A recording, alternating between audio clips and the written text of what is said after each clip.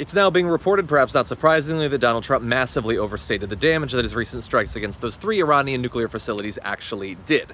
And the lie actually comes in 2 different levels, so we're going to analyze both of them. But the basic reporting is that those facilities have not been destroyed, and the Iranian nuclear program, if they desired to make a bomb, and I'll remind you, our intelligence estimates, including up to the last week, said that they were not actively trying to do that, has been only set back a few months. And interestingly, my producer actually pointed this out recently, if the timeline to get a bomb has been set back a few months, but their drive to get it has been accelerated potentially many times over, then this has actually drastically sped up the likelihood and timeline that they would get a bomb.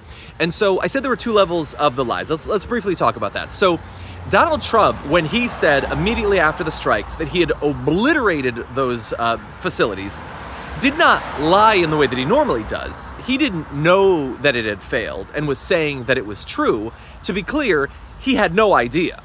He wasn't interested in waiting to find out. He had to immediately declare victory because he's a tiny little man.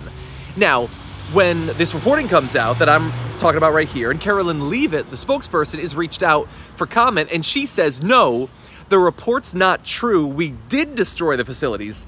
That's the classic type of lie. So we had the way ahead of the game overstatement, and now they're just blatantly lying about it. And this is very consequential, by the way. And I don't fault either the B-2s or the pilots or our bombs.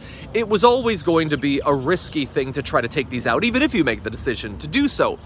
But the fact that we failed, this is just maybe the worst possible outcome for a couple different reasons. First of all, now that it's been reported that the facilities haven't actually been destroyed, there's every reason to believe that Donald Trump and/or Israel are going to try once again. Ceasefire be damned. And so the likelihood that this war is actually done seems very low at this point. Even if they had succeeded, again, this almost certainly would have led to Iran deciding to go in the direction of a North Korea and build the bombs, knowing that that is the only thing that's going to stop Israel or the United States from attacking them again in the future.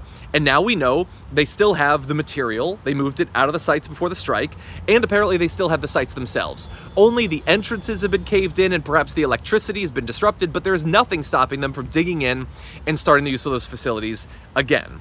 Although, again, if they do so, maybe we attack again, because this is a war, regardless of whatever Donald Trump wants to pretend about this being a limited set of strikes. And so the lies continue, the failure continues, and all of us are less safe as a result of it.